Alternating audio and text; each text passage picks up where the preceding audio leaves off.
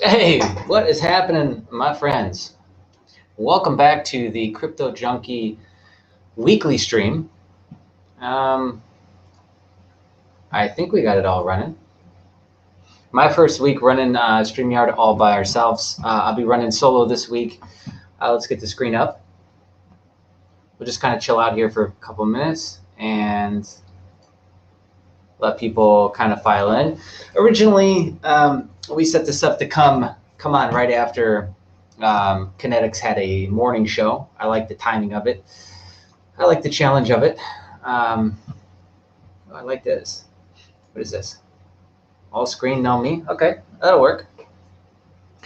Today, after all, we're going to be talking about sovereignty, and OPSEC is part of sovereignty, so should probably be brand, I guess, specific here, so that I'm not showing my face for OPSEC purposes.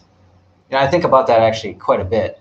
Is like how I would have fared if I would have just not shown my face from the beginning. You know,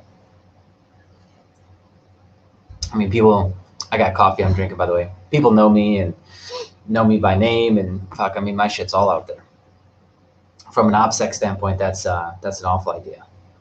But anyways, drop something in the chat if you're on with us. I can't tell how many people are on right now, and what's gonna happen with that. So jump on, throw something in the chat. Today we're gonna be talking about sovereignty, leaving the U.S., living outside of the U.S. So we'll give it a couple minutes.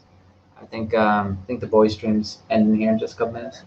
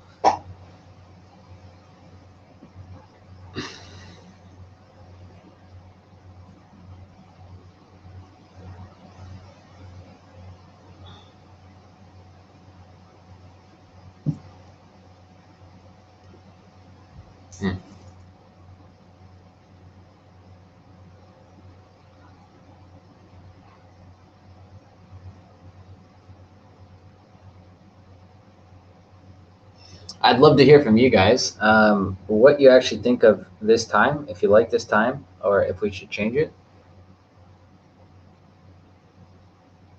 It's not bad coming in like this. Some weeks it can be a little bit rough, but I think we can stick with this.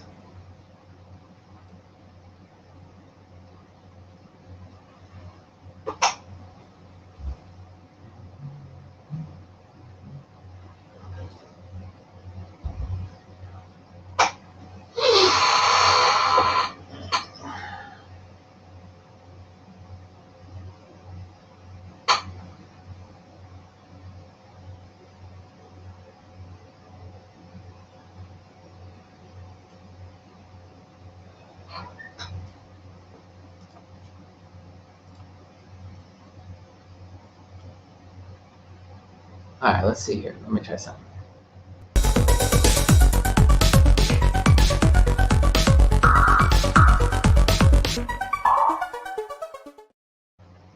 Boom. All right, there it is. Let's kick this off.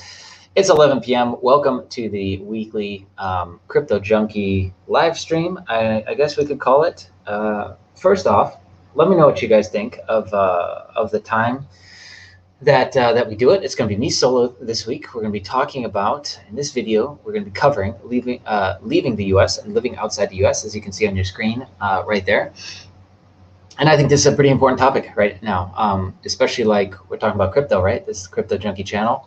And a lot of people are talking about and wanting to leave the U.S. As fast as possible. There's the political division going on and a lot of other division going on, and so where it's got people left with is thinking that I need to get out of here. There's all this regulation and legislation coming, which we've been covering. Here's the look at the channel. We kind of came back a couple weeks ago after not uploading for a really long time, and I'll be making content on this channel along with several others, I think, as time goes on, probably. And so first off, thank you to all the new subscribers. I think there's a couple hundred new subscribers in the last few weeks. Thank you for believing in us and subscribing to the channel. We've got a lot of coverage recently. We've got this video, we've got this video here, and this video here. If you wanted to just watch one, just watch this one right here from 6 days ago, and that's covering pretty much all of the regulation and legislation that's happening in crypto right now. But anyway, if you have questions as we go, drop a comment in the chat. Okay, so leaving the U.S., you got to understand it's a huge decision, and even when I did it, I'm in my 30s now, and I left the U.S. when I was in my early 20s. I left the U.S. for the first time to go to Germany, and I had no fucking idea what I was doing. So I went with a one-way ticket, and I had really no plan. And I was stuck in the airport for about 2 hours trying to figure out how to use a phone. And of course, nobody spoke English. And that was the first big wake-up call. And so it's rough, man. It's rough leaving the U.S. when you've got all these pleasantries and all these preconceived notions. And I hate to admit it, you got entitlement. All of us that were born and raised in America, you have a bit of entitlement, whether you like to admit that or not. So, just making the decision to leave the U.S. is a pretty big one. And I've covered on the channel here a recent story, which is one of many. I just thought it was kind of funny because, this guy, I don't know if he did a trial run at all to Puerto Rico, which everyone's talking about Puerto Rico right now, right? Oh man, you wanna save on taxes, hide your crypto money, just go to Puerto Rico. What is it, 4 or 5% flat tax? But you have to remember is that even though and it's kind of a weird territory, right? Because it's still kind of part of the U.S., meaning they could come and grab you up if they wanted to, but yet it's not. So it is definitely an extradition country, and they play ball with the U.S. But it's just kind of interesting because you go down there and live, and it's very much like, okay, you're getting a real dose of what it's like to live outside of the U.S. and what you're used to. So, in most places, I would say, excluding Germany, most EU countries, Australia, New Zealand, outside of those, the US, most other countries, you're going to have, it's pretty common to have, rolling blackouts to some degree. Power, you'll lose every once in a while. Throughout Asia, it's a fairly regular thing. They don't really announce it, but, power will go down for maybe 10, 15 minutes. And the max I've seen it over the last, 4 or 5 years that I've been traveling to Asia is a couple hours. And so you got to be prepared for that, right? You got to have either a backup generator on your house, or you got to have a big ice deep freezer or something like that. Like you got to kind of make your provisions, right? If you're going to even want to get involved in that, and that's just like one little piece, right? How is that? What is the housing like? Is the quality of homes good? What's power like? What's internet like? And not just the quality of the power and internet, but what is the pricing? Because out here in Asia, like the pricing of power is very interesting. And when I say interesting is it's bad. So they charge you by the kilowatt, and it can constantly change, and people can steal your power, and you could, I guess, hijack somebody else's or roll back your power. There's ways of doing that. I've heard from others. I don't really try and do that because I don't care. But yeah, like we have to look at the power grid. What's the food quality like? And these are important questions. So, during streams like this, I'm going to kind of share more of my personal experiences over the last, 4 or 5 years directly that I've been living in Asia. And then I've probably got a good 7 years under my belt of traveling internationally, 20 something countries. So not a huge list, but definitely I've sampled enough to understand like what's going on and have a plan. And like I mentioned, when, the first time I did this, I was awful at it. And so these are all things you need to think about. So if you got that, crypto money, you came into some hex money or you're about to, and you're thinking that, okay, well, I need to get myself set up and diversified. Very smart idea. Just make sure you understand what you're getting involved in, and don't try and make it this quick thing. Which right now with the COOF, it's so hard to travel, and poke passports and all this stuff going on. Is you got to really make your moves calculated and do your pregame and your research in advance, because otherwise you're just going to get yourself into trouble. And yes, there is a lot of mosquitoes in PR. There's a ton of mosquitoes where I'm at too, and all throughout Asia. And you just got to kind of get used to that, right? And the level of heat that I face here is insane, to tell you the truth. So before I came back for the most recent time, I was in Colorado, and I was knocking out like 20, 30 miles a week of running. And I would climb one of the mountains in Colorado Springs weekly. Like, we're talking weekly, like 7 mile, 8 mile ruck every week. And I was like, man, because I wanted to get in really, really good shape, and I wanted to obviously lose some weight, but I wanted to feel healthy. And definitely coming back, I had some health scares when I left here the last time, and I thought, okay, well, if I just really get things dialed in, then I'll be all right this next time. And so I was really fighting for that, right? That was really important to me. And so anyways, I was knocking down like 20, 30 miles a week. I get back here, and in like 2 weeks, because you last about a week where you feel like Superman, and everyone's looking at you like you're on steroids, because you're just able to move so quick around everybody else, because the red to white blood cell count's so different, and your cardiovascular endurance is just like through the roof. But then you kind of slow down a little bit, and then you get into the pace of the environment that you're in. But I'll tell you what, man, I can't for the life of me run more than a mile now, and I'm just dead. Everything hurts. I can't breathe. The amount of heat here is insane. I don't know if I know a lot of people are in the US still. So imagine like Florida or Tennessee. Tennessee is probably a better example, because Florida wasn't really even as bad as Tennessee, I thought. Imagine like Tennessee, but like a 5X would probably be like Panama. A 10X would be, Thailand and some of the places that I travel.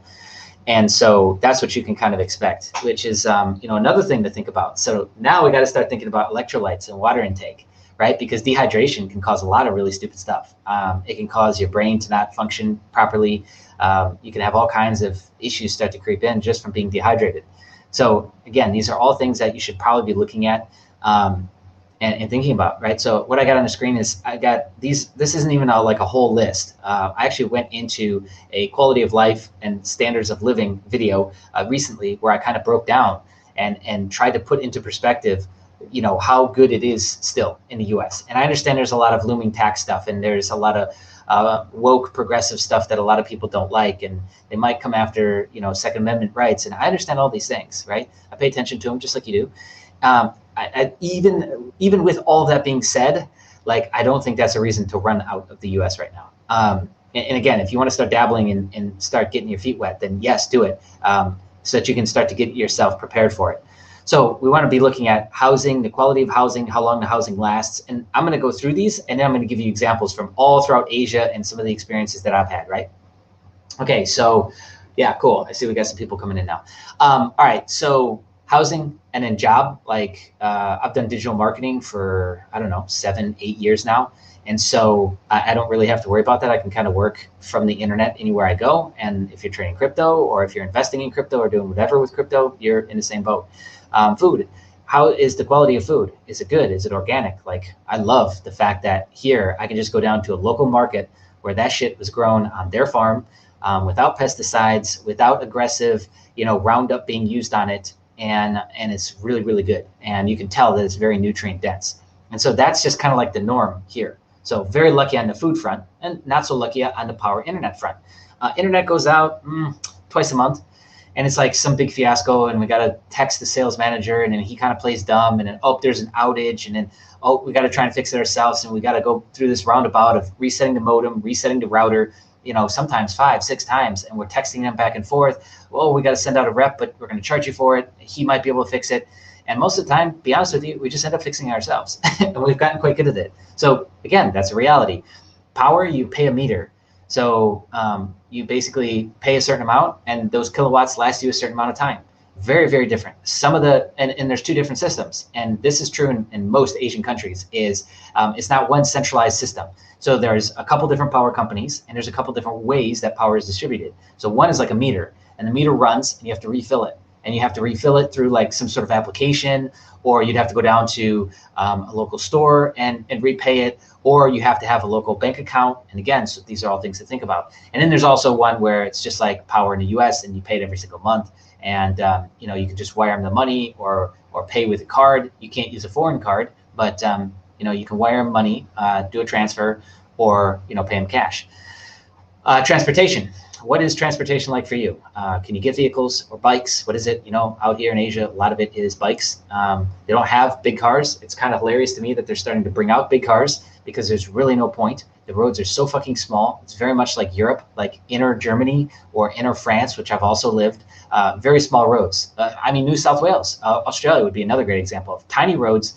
Why do we have these big cars? You know, it's like you watch a H1 Hummer or some shit coming down the street. It's like, what are you doing?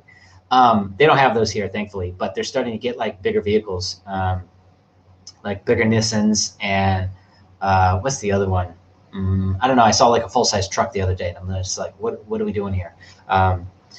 Whereas before, like the average vehicle size, even like a van or like something that could sit 6-8 people, was still not very wide. And it was long, but it wasn't very wide.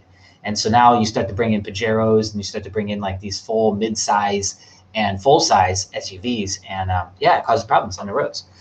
So transportation, what's that like? And can you get it as a, you know, and what kind of visa do you need, or residency do you need, or, you know, quitas or whatever it might be, right?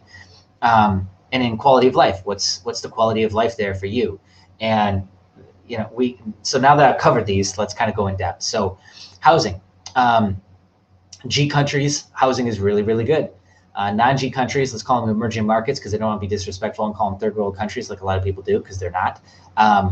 In non-G countries, emerging markets, housing can be pretty shaky, you know. And I'm going to use China as an example through a lot of this because, yeah, it's a great example of what not to do. So, for example, in China, it's very weird because after the 2016 stock market crash, nobody invests in stocks there. So instead, what they invest in is housing. And the housing bubble is pretty insane, actually. It just kind of seems to get bigger and bigger and bigger. And it's been going on for, you know, pretty much 2015, 2016 with no end in sight. And the Evergrande situation is definitely a big wake-up call to the rest of the world as to what's been going on there. But they have no problem with, you know, going into a city and the government will either pay off the people or just remove them, and they'll resell that property. And the properties that were already on there might be 5 years old, 10 years old, excuse me, or they might be even longer and older. You know, some of the stuff is still built in the 90s and is still around. But, you know, stuff tends to age there really, really quickly, especially stuff that's been built after 2000, just because the quality of building practices has gone down so much. So anyway, yeah, like you could get into a place that's 3 years old and it looks like it's 30 years old. And I mean, literally tiles are falling off the building. You've seen the videos, the viral videos of buildings falling over, them demolishing an entire city. Well, what they're doing is just reselling that land on another 70-year lease to another building company like Evergrande. And then they come in and rebuild the entire city. And before they've even started and they broke ground, they will come in and they'll do this weird, it's kind of like Tupperware party. I don't know if you guys remember those, or like a MLM party where you invite everyone over to your house. They'll invite everyone in and they'll do weird stuff, you know, like they'll have like karaoke and I don't know, give them like prizes and stuff and give stuff out, and they'll pre-sell the whole block of apartments because most stuff in China is apartments and condos, and then they'll take that money and actually use it to build. There's a definition for this. It's called Ponzi scheme, and so I just think that's kind of funny because it's like by far their real estate is one of the largest on the planet, and people just don't really realize that. So, you know, as you might wonder, the quality of housing is pretty bad. And what's kind of crazy about it is, you know, like Shenzhen is one of the most popular provinces. There's a few others, but in that area, you know, it's all condos, all apartments. So you could be a millionaire or billionaire and you'd be living in the same place as somebody else who maybe is just making a couple $100,000 a year, but can afford to actually live there. There is no separation. They're living in the same apartment or condo that's falling apart just like yours. Shit's falling off the walls. Water quality sucks. You know, food quality, they're getting access to the same things. Like, they're not removed. Whereas you look at a country like America, and there's a very clear distinction between rich and middle class and then poor, right? Like, look at Beverly Hills, look at uptown New York, look at Miami. It's like, Jesus, dude, there is a night and day difference between the quality of life. In China, you have to pay for parking everywhere you go, even in the place that you live. In a lot of other countries, you don't. Thailand, you don't. Indonesia, you don't. Singapore, you might have to downtown, but you don't have to at where you live. So you have to look at that too, because I mean, what would that be costing you per month? It could cost you an astronomical amount just to own a car. So you got a $10,000 car, but in China, you got to pay $40,000, $50,000 a year for a fucking parking space. So it's like, what are we doing here? Yes, we are live. Yes. And there's big nomad communities. Just for Naked Matrix is asking, can I actually show these on the screen? Let me just do that. Boom.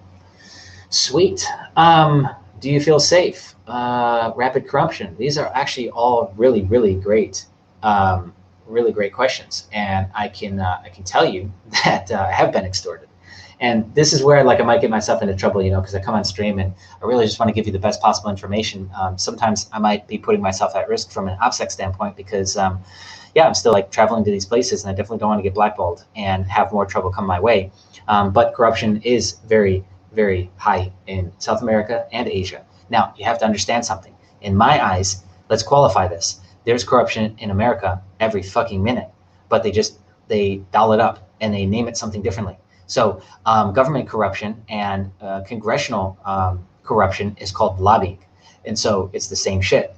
And, you might not have people showing up at your door, asking for money and saying, oh, we got you when they've got nothing on you. You're not going to get that really in the US. You might have police that pull you over and fuck with you. They don't pull you over and fuck with you here throughout Asia. Instead, they just kind of show up at your house and try and get something on you and extort money. Won't let you film. They take your phone away. Sometimes these people are tweaking on drugs. It just depends. And so that's when it would help to have established relationships with higher up people in the police departments or military so that you can report these people. They may or may not get in trouble. They may or may not stop. It just depends. And so that has to do with, I've got a video that will be dropping on Crypto Junkie channel here, which is, how big do you get? Do you get big or stay small? What I mean by that is, how out there do you get? I've talked in the past about you're talking about, oh, is there big amounts of Westerners and nomads? And there is all over the place. And some of them smarter than others, but it's like, if you're going to be living in that place and they have crypto meetups, for example, great example, don't go. My suggestion would be don't go, because especially if this is your first time traveling outside the US, because what you haven't caught onto yet, what you haven't really figured out is the game. The game of what are the guys that are there, who are going to be undercover police, who are the women there, because man, Westerners especially, holy cow, man, you want to talk about the ultimate test of your love for maybe your missus. It would be to go somewhere like that, because you will be tested. You will be tested more than you've ever been tested before, because every woman will be on you. And so, yeah, I mean, these are all things that you got to think about. South America, it's not so bad. In specific areas, Colombia, it's definitely better to be a Westerner. You definitely get a lot more attention. But Thailand, not really Singapore, Thailand, Indonesia, Cambodia. Where else am I thinking? Vietnam, definitely you get more attention. Being an outsider, being white, I guess, would be how we classify that, or American, very obviously American. You definitely get a lot of attention, and sometimes it's not so good. So you're at a crypto meetup, and then you meet a chick who you think is just, oh yeah, she's just into me, duh. No, she's not. Maybe she's not. And then what are you doing? Going back to your place. You got ledgers laying around. I mean, if I open up your notebook right now and guess your password, which is probably some dog shit password, and I get in, is all the browsers going to be open still? Can I just open those up because they were just minimized and get access to almost your entire life? You still logged into your LastPass? You still logged into your exchanges? I mean, you know what I mean? These are things that you need to think about. And no, it's not every woman. I'm just saying that here's how you can judge it. Like a Thailand, a Indonesia, a Vietnam, is if they are very good looking, meaning that not only are they beautiful, but they're well groomed, then their intentions are probably that you give them some money and there's some sexual favors exchanged. Now, maybe that's the extent of it. And so in that case, you know what, do your thing, rent a hotel room for the night that's completely separate from where you're staying. Boom, have your fun, done. Outside of that, though, I see a lot of times, guys will kind of crypto people, maybe they don't sleep get a lot of action and get a lot of partners. And so for a lot of them, this is brand new, having that kind of famous popularity. And I've seen it do some really dumb things to guys that were normally pretty smart. And it's kind of funny how quick a woman can dismantle a logical thinking man that just hasn't really had a lot of attention, maybe, or hasn't really had a lot of experience out there in the streets and the real world. And so some very interesting things can happen, yeah. And I mean, yeah, I've got all kinds of stories. I'll kind of suspend some of those because that's more drama, but I've seen it firsthand. And so, yeah, don't go, fooling yourself into thinking like this is maybe some genuine thing. Give it its time, and if it turns into that, well then great. Like I'm married to a local woman out here, so that took its time, and that organically happened. That wasn't like I wasn't going around parading myself at crypto meetups or anything. At the time when I was here before I left and came back, is I was quite involved with Toastmasters and helping people with public speaking because that was pretty important to me then. And I was definitely way out there more than I am now. Now I'm pretty much like a fucking hermit, to tell you the truth. And I like it this way. I don't mind it. I get out when I want. I know that a lot of this has shifted and changed because of the pandemic. And I know a lot of people are going through this. Extroverts, this is going to be the hardest for. But this fits who I am in my lifestyle, so I don't really mind it. But I definitely like shrunk down. So like that's a question you got to ask yourself: is how big do you want to get, right? How big do you want to let yourself get? And another front you got to look at is like for example, businesses. So you go in and an easy way to get residency to a lot of countries. Even now that a lot of outsider programs and visa programs are opening back up. Some of them used to be really, really good, like Malaysia's programs, but they're changing. So they're asking for more money, or they want you to invest. So, okay, a lot of people are saying, okay, cool. Yeah, I'll open up a local business, open up a restaurant, a bar, or something like that. It just depends on how big you get. I know people who own nightclubs who have nothing but problems. They're always trying to pin drugs on them. They're always trying to show up and ask for money. He has somebody new every single week, or at least once a month, knocking on his door saying, I'm so-and-so. You don't know if they're legit. You don't know, you gotta get good at looking at fake badges and being able to look people up and having resources inside the government for yourself to be able to get answers when people like that do show up. And, once a month, he's got people showing up. And so now he just really wants to get out of it and sell it off and fucking be done with it because he's had enough of it over the last, 5 years or so. So, I mean, that's, again, real world realities that you got to deal with is that one of the misconceptions, I guess you'd call it, out here is that the richest people are white people. So that doesn't matter if they're Australian. A lot of Australians come to Asia. It doesn't matter if they're Australian, European, American. They've got all the money. They don't realize that for the most part, the Chinese that come here have all the money because the Chinese, one of the first things that they do is there's corruption everywhere. So they will send their kids out to go to school in a foreign country. And then they'll send them out with a bunch of money. So then they'll buy a house, and then they start to accumulate assets, and they might never get out themselves because they work in the government or something like that, but their kids will. And so, the people that they're sending out of China, are essentially free from the CCP to a degree, and they've taken all the money with them. So it's like those are the people that got all the money, and especially I look around during the pandemic and whatnot, and a lot of the people that were kind of like stranded over here and expats and living over here. They weren't the ones with a lot of money. And a lot of those people are looking fucking rough now because, they've been over here and maybe they don't have health insurance and they haven't been taking care of themselves. And they're definitely looking worse for wear. Okay. So that's something to think about too, is how are you being perceived in that country? And so, am I being perceived as like some hero who's got all this money? But then it's like, well, wait a second. You got to really check your ego because that can play into your ego because you're like, well, wait a minute, I've been doing good. I'm way up on my crypto. So, let's go out to the bar. Let's make it rain. Let's buy a table. Let's, get some bottles. And, at the bar, who's going to be there? Well, in just about every single country outside the US, there's going to be undercover police. And they're just keeping an eye on who's brand new in town. What are they doing? How many bottles did you buy? How many weeks in a row are you going to the bar? The same bar. And then, you're gonna of course meet all kinds of new friends, especially if you're sitting there by yourself. You're gonna make friends really, really quick. Some good, some bad, right? So these are all things that you got to take into consideration.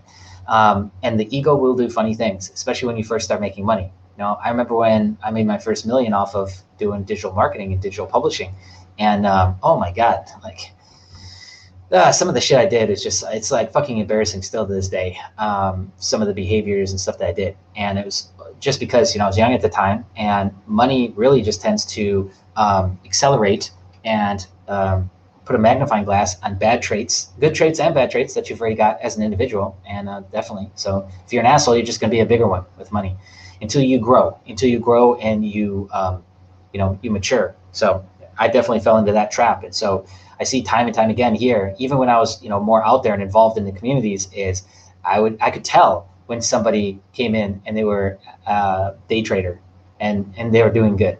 I could just tell. So if I could tell, you think other people could tell?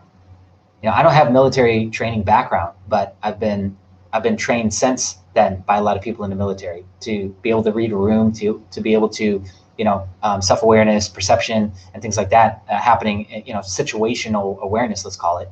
I've been trained up on that pretty well because, I had to, traveling around, and I didn't want to get taken advantage of because, you guessed it, I was taken advantage of a lot in the beginning. So it's like out of necessity, right?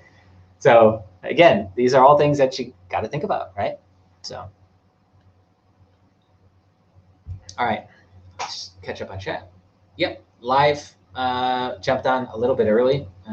Okay, every woman, no, and hot woman, sir. I guess when you get crypto rich, then you can get whatever you want, right? Isn't that the notion, that we get crypto rich and then we get everything we want? It's not like that, actually. And you know as well as I do that the woman who's just there for your money, which, oh, man, it's so funny to see that on crypto Twitter, isn't it? Like, when they got a new girlfriend, because they'll show you all about it, because they're very proud that they finally got one, or they're very proud that they think they got a hot one, or whatever the fuck that means. And so they're going to tell you all about it. But you want to make sure that you're obviously with somebody for the right intentions and the right reasons. Okay, so jobs. Never had to get a local job anywhere because do YouTube and stuff like that. And I'd started YouTube after I was already done with Europe. So I didn't have camera gear throughout Europe, but throughout all of Asia, I've had camera gear, which made for some really cool and interesting opportunities. So not only am I, constantly shooting videos for our channels, like for giving an example, last month we published, I think 40 videos, something like that, 40 videos. And that's including a couple live streams that we did for you guys here. Can I bring this back?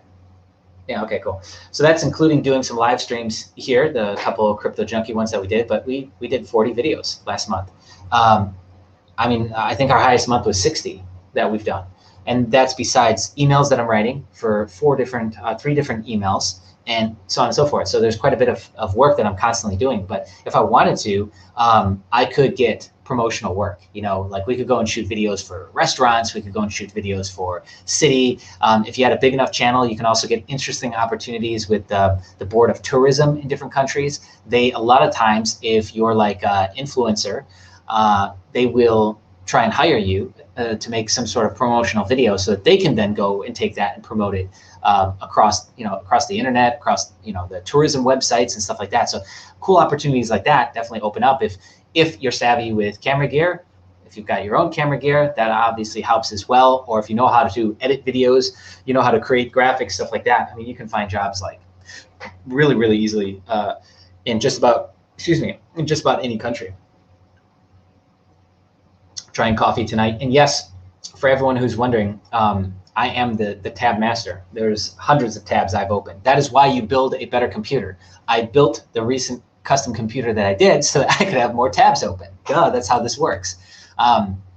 Okay, so jobs, food. I haven't personally experienced really shitty food quality. I mean, Germany, France, Turkey, countries in South America, for the most part, Asia has really good quality of food. I got to do a caveat, and I feel like I'm just literally dumping on China here, but China has really bad food quality. I mean, there's videos going back 10 years talking about the quality of food and how they're putting cardboard and dicing up different materials that we don't even know what it is to pass it off as meats to go inside of some of the different noodle dishes, as well as the trapping of sewage underneath the grates in the streets. They will take that and filter out all the solids, and they'll try and burn some of it off, and then they will bottle that up and sell that as cooking oil, which, like, some of the most disgusting shit you'll ever hear in your life.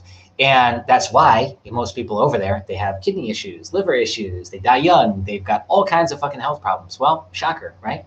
Absolute shocker. When you do stuff like that, you have negative side effects usually.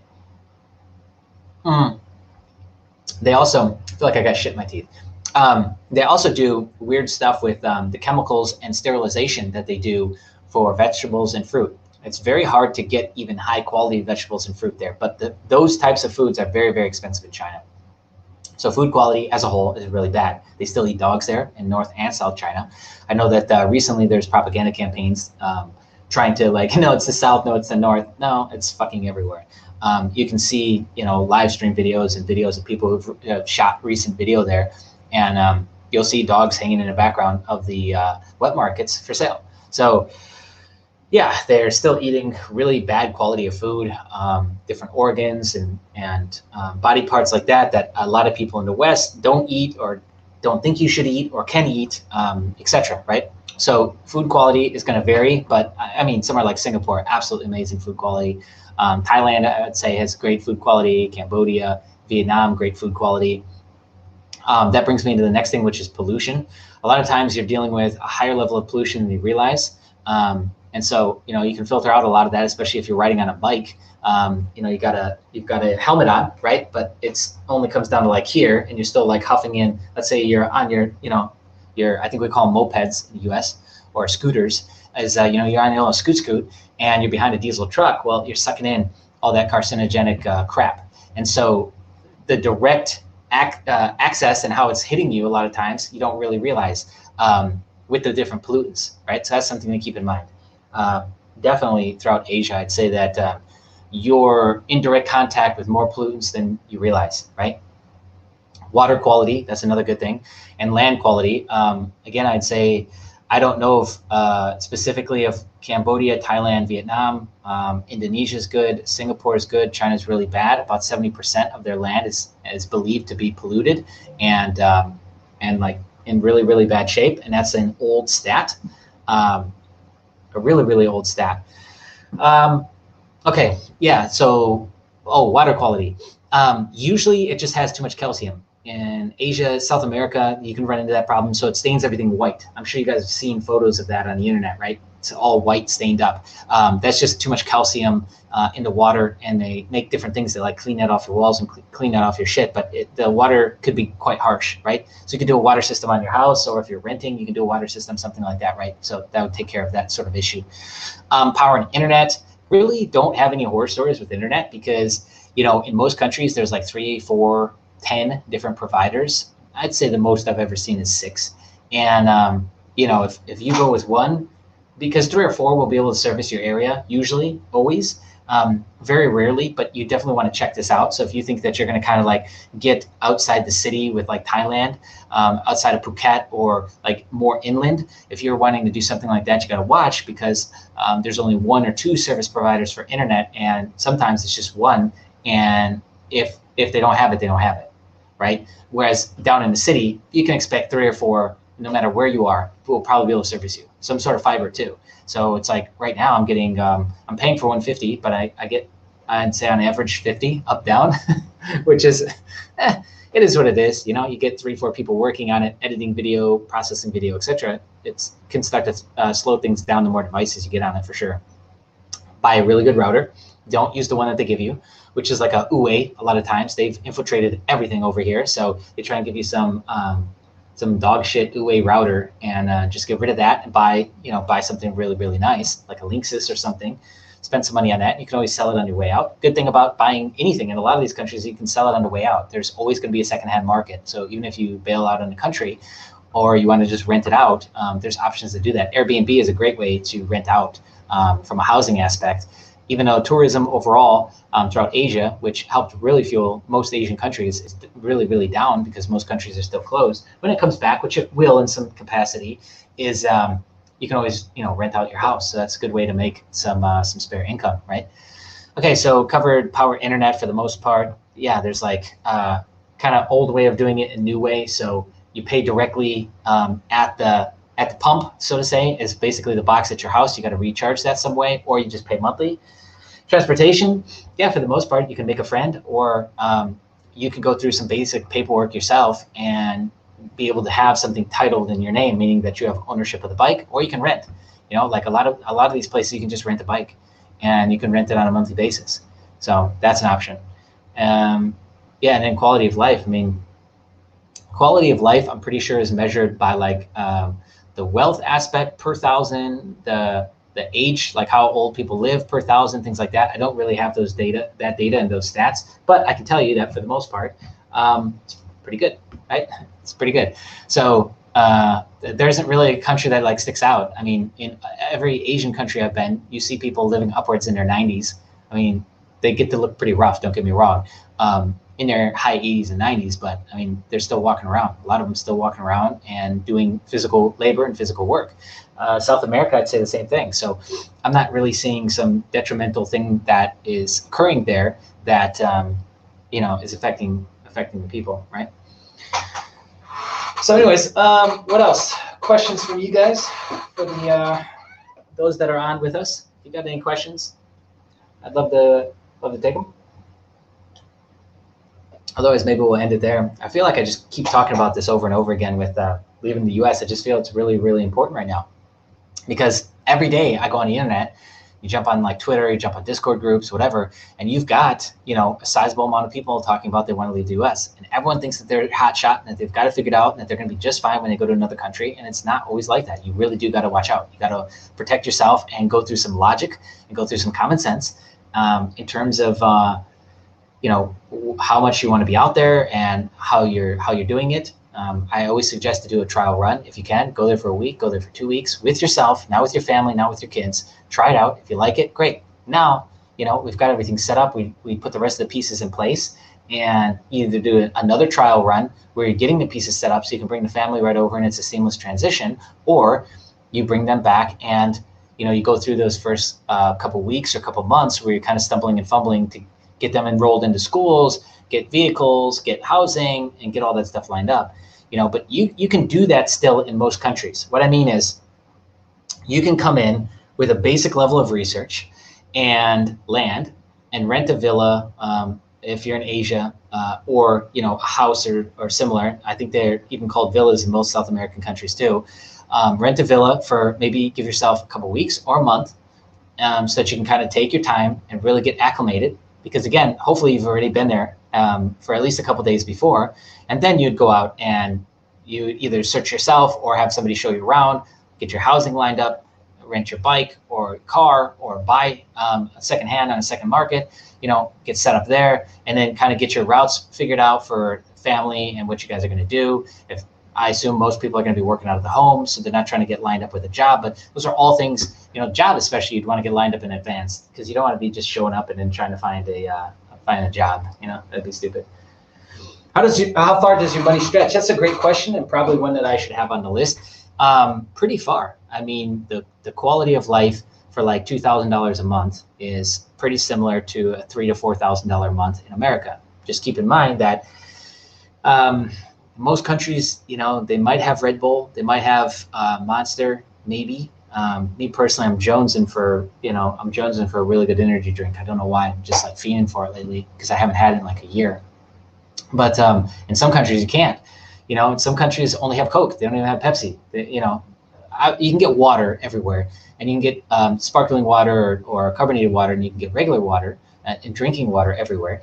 But you just don't really have that level of access. So again, when we're taking those things into consideration, I'm thinking of vehicle and cost of gas. I'm thinking of basic food, not like luxurious stuff. Like even sports supplements are kind of luxurious items throughout a lot of Asia, and it's not so easy to get it because import tax comes into play on stuff like that, just like it does for exotic cars. So that is considered to be a luxury item. Even getting a new iPhone, I mean, you're charged in a lot of these countries 100% tax on top of the price of the phone. So you're paying a lot to get it here, shipped directly as a phone, unless you want to try and do some stuff where you hide it in a box and have it shipped over. That works.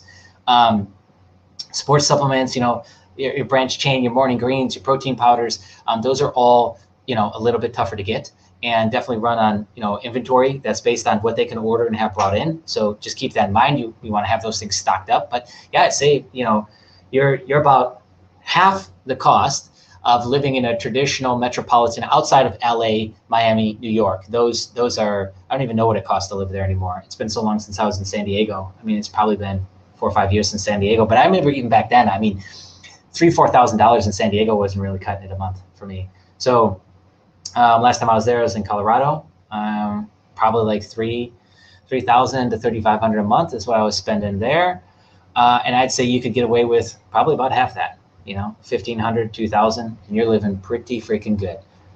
With groceries, internet, everything, gas, because you don't use a lot of gas because everything's really close. It's measured in kilometers. So, gas, you're not using a whole lot. In South America, I mean, oil is so cheap and gas is so cheap. It's cheaper than water still to this day. So really, really easy to get around there. And I'd say it's comparable. I know a couple of people in South America right now, Peru, Chile, and about the same, $1,500, $2,000 a month, and you're living pretty good.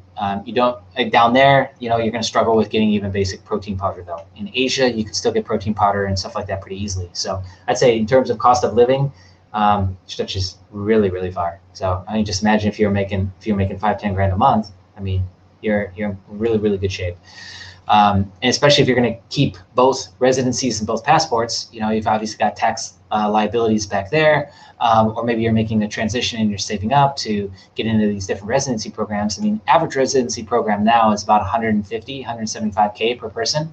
Sometimes there's like a package deal for you and your wife, and kids get cheaper, or sometimes are free or grandfathered in. So biggest thing is you want to get out there and get yourself and your wife or your husband set up and established, and then you live there long enough that the kids kind of get grandfathered in, and that's the easiest way to get that for them, right? So yeah, a lot of these programs are pretty costly now.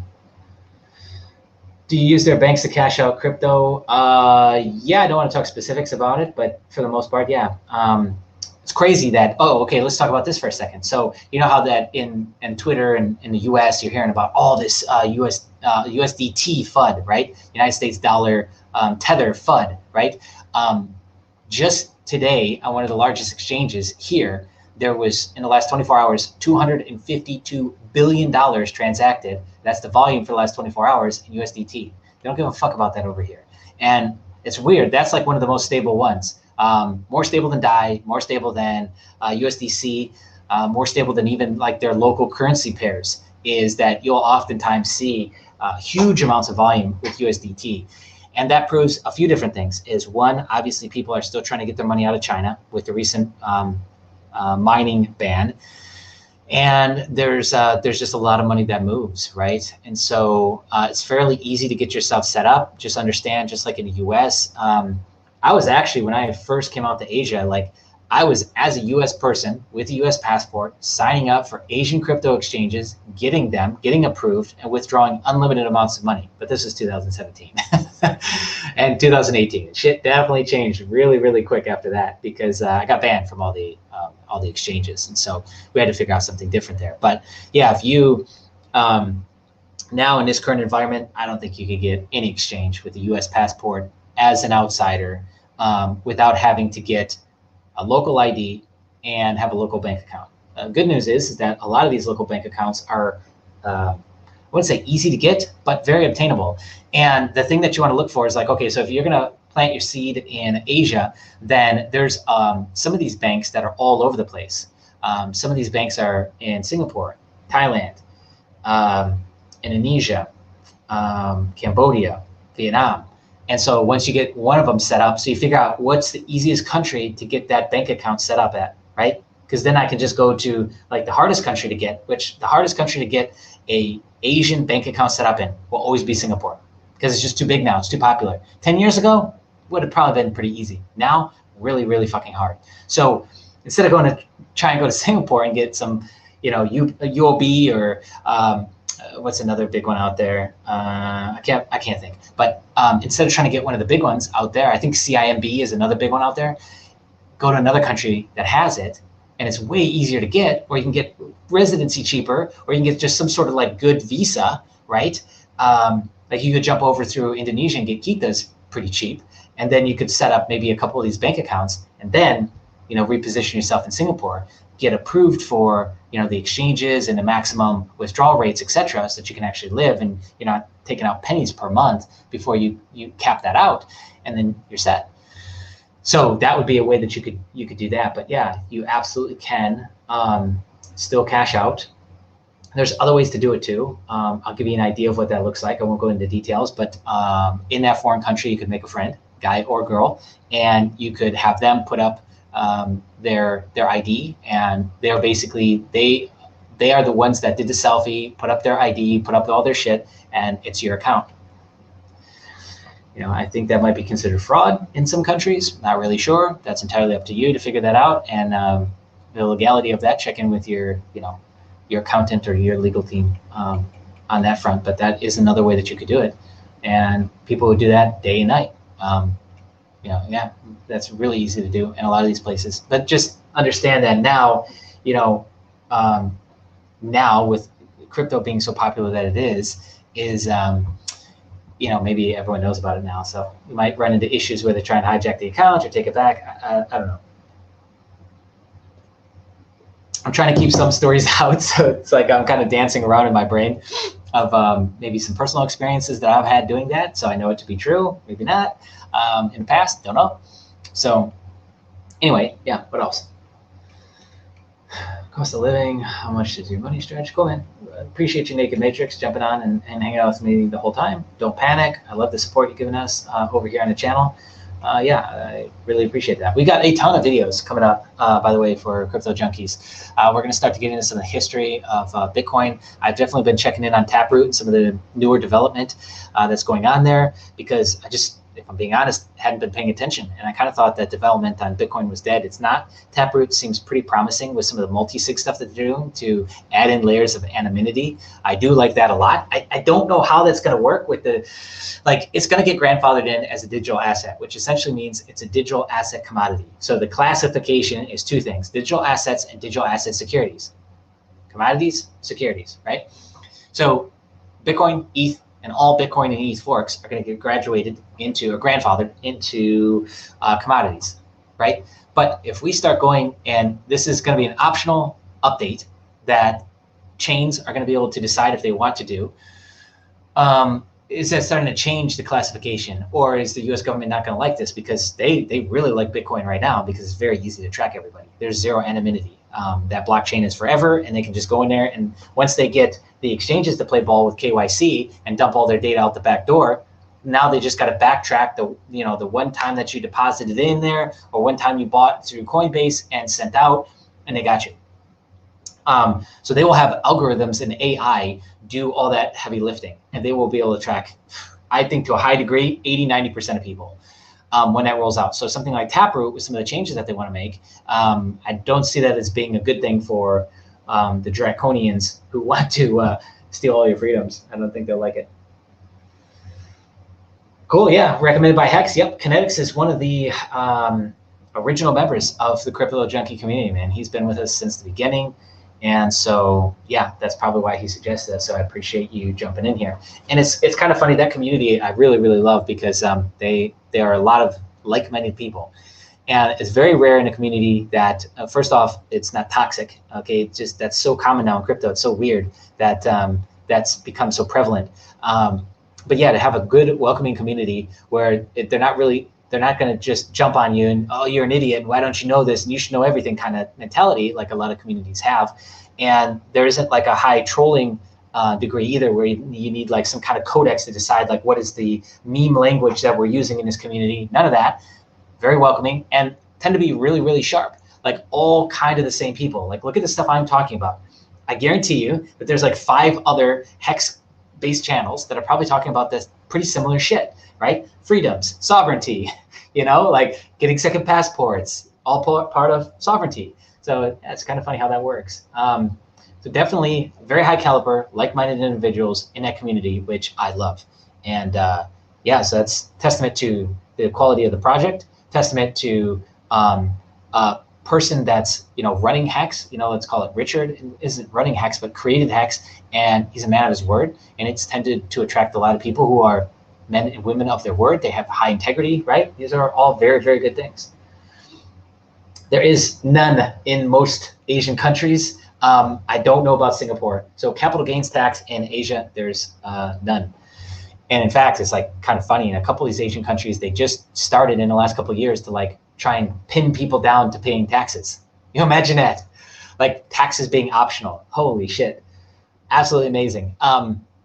Yeah, a lot of these countries kind of, let's call it, still coming out of the emerging market status. And there's some big ones. Like, don't sleep on these countries. Like Indonesia's painted to be the 4th largest economy by 2030. The 4th largest economy by 2030. Like, let that sink in. It's not going to be really China that you got to worry about. It's going to be India. It's going to be Indonesia. It's going to be these emerging markets that are going to have a shitload of consumers, that are going to have a shitload of purchasing power. And they've, right now they're going through sort of upgrading and scaling up their ecosystems and their infrastructure, let's call it, because I know that's a hot topic in the US with the infrastructure bill coming up, is they've been upgrading these things, right?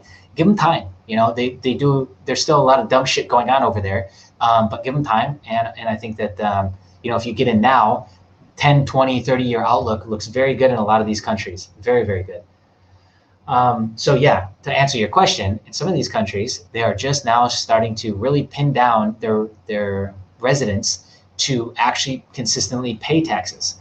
And that's because, again, it goes through the Middle East all the way into Asia, but the Hawala system is still very common. Hawala system is basically like I go to a kiosk, a stand, could be in the middle of the fucking desert, and I'm exchanging cash with somebody. That is Hawala. So there's no banks, there's no tracking, there's no taxes. They're not paying fucking taxes. You kidding me?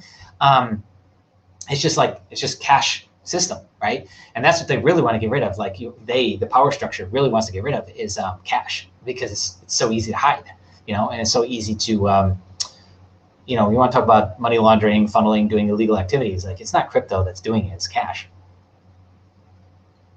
So yeah, they're just now trying to really roll that out. Yeah, in a couple of these places, like where we're at now, is they're just now starting to make everyone pay tax. So it's fucking great. It's absolutely great. Yeah, so no cap gains. Will they down the road? Absolutely, yes. So what else? Anything else? Otherwise, maybe we'll wrap it up. We're about an hour in. I think I've just about exerted all I've got. Tried coffee tonight. I wouldn't say it was any better or worse than before. I'm just less jittery. Definitely sinking into my rhythm here. I took a good year, maybe 2 years off of live streaming, so I was a little rusty there. Little rusty. So it's good to get back in the swing of it. We're going to make this a weekly thing. So I'd love a vote in the comment section. You guys catch the replay of this. Is this time working for you? This is 11 p.m. for me that I start this thing at. It's basically right after their morning show on Discord Syndicate, which is a huge supporter of the community. So I thought, hey, this is a great time to do it. I can have people from those live streams jump on this one. So if you like this time, yes, cool, comment below if you've got another suggestion for different timing. Guests, if you got guest ideas, I'd love to just start dropping this link out and having people jump on with us. As long as we've got a guided conversation in terms of topic points of where we're going. I don't like it to be just like a free for all. I don't really like streams like that personally on this channel. I want to keep it to, we can have roundtable discussions, but let's just pick a core topic to flow with within that, and then we can go from there. But anyways, yeah, that's the stream for today. Living outside the U.S., leaving the U.S., what's it like on the ground, real world realities in the trenches right now. I guess if you wanted to have a more private conversation, or if you had other questions you wanted to ask, what is a good way to get a hold of me? CryptoJunkies@protonmail.com. CryptoJunkies@protonmail.com, and we'll jump into social media, Telegram or something like that. And if you want to have a private conversation, we can do that. Definitely can give you some more insight in private based on more experiences and things like that. But yeah, definitely a lot to look out for that I don't think a lot of people are looking for. People that have military background tend to do really better with traveling, especially into places that they've never been. They can adapt quicker. They can piece things together. Situational awareness is better. Things like that, right? So, anyways, that's all I got for you, my friends. Thank you so much for tuning in. Click the like button on your way out, and subscribe if you haven't already. And you're brand new here, and you like like where we're going, sovereignty, crypto sovereignty, that sort of thing is what we're doing. Cool. We'll see you next week, same place, same time.